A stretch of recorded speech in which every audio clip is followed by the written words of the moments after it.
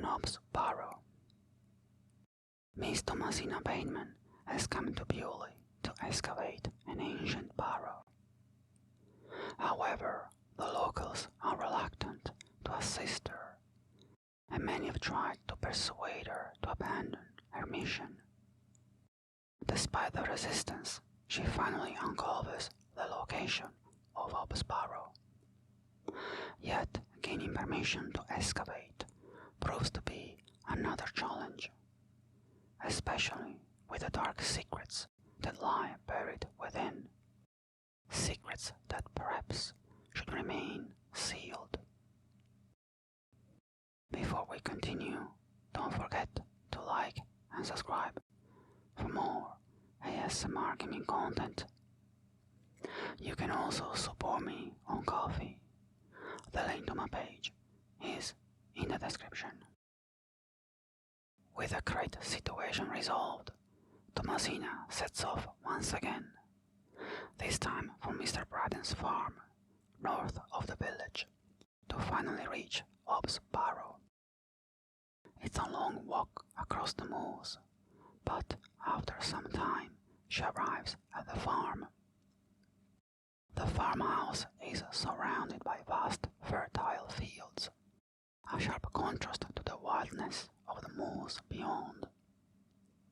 Mr. Briden is at home, and after introducing herself and explaining her purpose, Thomasina learns that the barrow is indeed located on his land.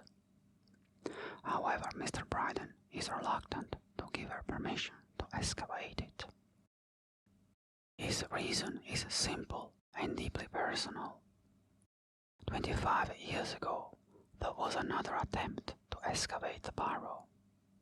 His brother Samuel, along with 2 other men, had tried to uncover its secrets, but whatever they found inside drove Samuel to madness.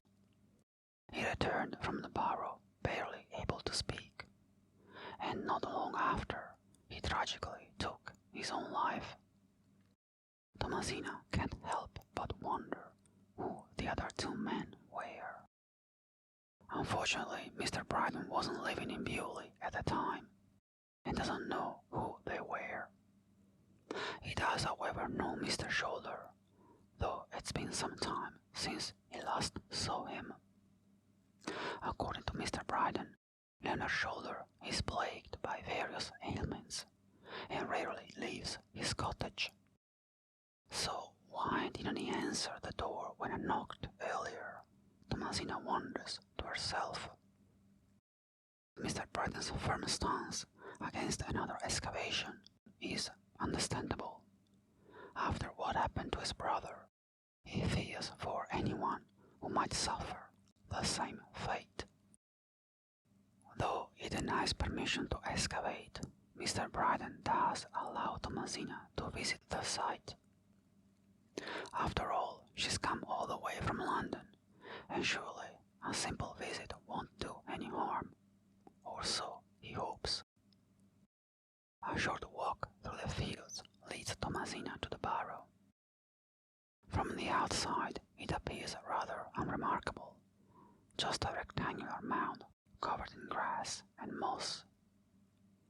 Yet, standing before it, she can't shake the feeling that this barrow holds secrets far beyond the ordinary. As she runs her hand over the mossy surface, she has a sudden vivid vision of the wonders that might lie within. I must convince Mr. Briden to let me excavate, she thinks to herself. That's what I'll do tomorrow. But for now, the day is drawing to a close. The sky darkens, and the rain begins to fall once again. It's time for Thomasina to head back to the inn for the night, after a long and fruitful day. Sadly, her sleep is far from peaceful. In the dead of the night, she's thrown into a disturbing nightmare. In her dream, she finds herself back at Ob's Barrow. The wind howls around her, and though the sun shines, its light has taken on an eerie fuchsia hue. casting everything in a strange, otherworldly glow. Before the barrow stands a cloaked figure, its presence unsettling, almost monstrous. The creature knows her by name and speaks in a voice that chills her to the bone. It tells her that it was the one who saved her father 25 years ago, pulling him from the barrow when something went terribly wrong. Now it offers to help him again. It promises proof of this in the morning. The creature's final words ring in her ears. This is not a dream. And with that, the dream ends all of a sudden. Thomasina awakens, her mind still troubled by the strange, vivid dream. As she prepares to leave her room, something catches her eye. A book lying by the door. Curious, she picks it up, opening its worn pages, only to discover that it's a journal. The entries describe the thoughts of someone arriving in this very area, filled with excitement about beginning an excavation, likely at Barrow. But the final pages are unsettling, filled with strange symbols and cryptic terms that seem almost esoteric. Naturally, Thomasina dismisses it all as nonsense, hogwash, as she likes to say. Along with the journal, she finds a small stone carved with the image of a cockerel and some curious letters. Thomasina hurries downstairs, journal and stone in hand, and asks Stanley if he had left the items in her room. Stanley looks perplexed. He assures her he hadn't placed anything in her room, nor does he know how the items got there. She recounts her dream to him, describing the eerie creature she encountered.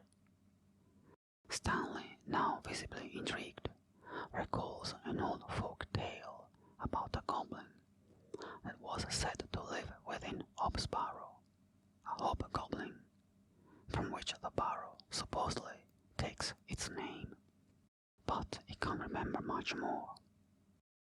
As expected, Thomasina brushes off the story as mere superstition, labeling it hogwash. There's no time to dwell on such tales.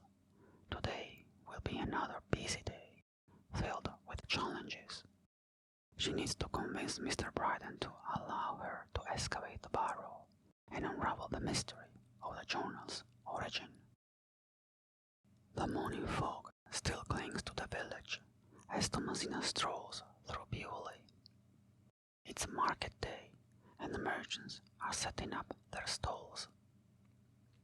As she nears the back where she met Jane, she sees a familiar figure, the old gentleman she briefly encountered the day before. This time he is painting, standing quietly beside the water. Perhaps we'll exchange proper introductions, she muses. But the conversation that follows is far from ordinary. The man already knows who she is, and introduces himself simply as James. His tone a curious mix of flattery and jest. He tells her that he's painting a new world, and she will be its shining star.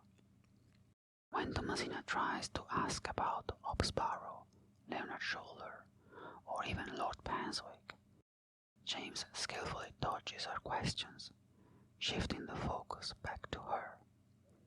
He seems more interested in learning about her, what she enjoys, what she dislikes. Half amused, half annoyed, Thomasina gives vague answers, even making up a few things, just to see how he reacts. Eventually, deciding she's had enough of his peculiar behavior, she moves on. As she continues her walk past the earth woods, she runs into Mr. Tillett. Today he appears much more sober and far less confused than before. Thomasina shows him the journal, hoping it might offer some insight, but he admits he can't make sense of it. However, he suggests she shows it to Mother Mildred, a local woman known for her knowledge of potions and spells, a witch by some accounts. Perhaps, he says, she can decipher the strange symbols. After a relatively short walk in the woods, Thomasina finally arrives at Mother Mildred's cottage, where she's busy picking up berries from a nearby bush.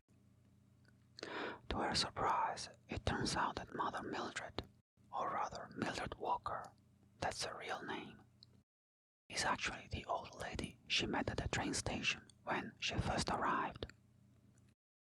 But that's not the only surprise.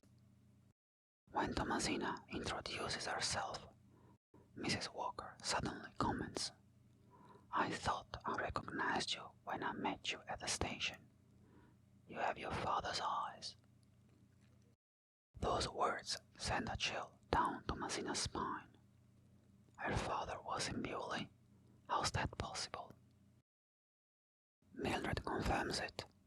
William Bateman was indeed in Bewley 25 years ago, helping Samuel Briden excavate Barrow.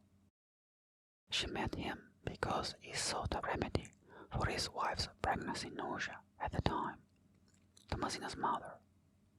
And that's true. Thomasina remembers her mother being pregnant with a second child when she was about 5. But due to her father's tragic fate, her mother lost the baby. This revelation shakes Thomasina to her core. But there's more. She suddenly remembers that the journal mentions a local wise lady who provided a remedy for morning pregnancy nausea.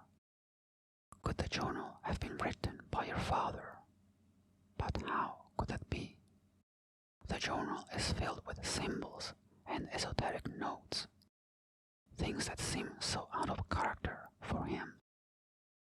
Mildred goes on to reveal that William visited her twice, once for the remedy and once to ask if she knew anything about binding magic. Binding magic? Thomasina can hardly believe her ears.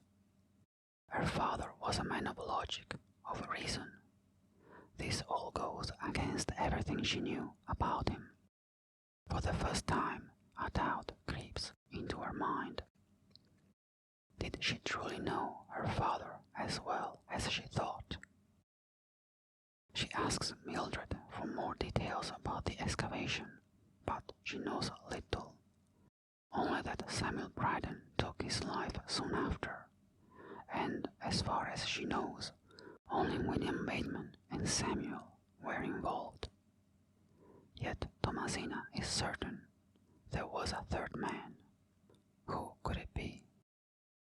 As Thomasina leaves Mildred's cottage, her thoughts churn with new questions about her father, the creature from her dream, and what really happened 25 years ago. Her father has been bedridden, unable to speak, for as long as she can remember. Her mother always said it was due to a horse accident, but now Thomasina knows that can't be true. The accident must have happened inside Barrow, but what could have caused it? The creature in her dream had promised to help her father, just as it did once before. Could there be something inside the Barrow that could help him recover? But such a thing would be magic. And magic, of course, is nothing but hogwash, isn't it, Thomasina? Lost in thought, she reaches the edge of the woods, where Mr. Tillett still lingers, deep in his own troubled thoughts. He seems to be struggling with a memory, but it's tangled up in the fog of his recent drinking Thomasina tries to share her own discoveries, but he barely hears her. Perhaps tonight at the inn, she thinks, and moves on. There's still so much left to do today. Most importantly, Thomasina needs to find a way to convince Mr. Briden to allow her to excavate up Barrow. But there's no time to dwell on that just yet. As she walks through the church graveyard, she notices an old man sitting on a bench, staring out over the moors. As she approaches, he turns and asks, "Are you Thomasina Bateman?" She nods, and he introduces himself as Leonard Shoulder. Finally, the elusive Mr. Shoulder has appeared. There's so much they need to discuss, and indeed, their conversation is deeply intriguing. In the next episode, the tales surrounding Barrow are both fascinating and deeply unsettling, and somehow they seem to involve Thomasina's father. But even more shocking revelations await her, revelations that could hold the key to saving her father's life.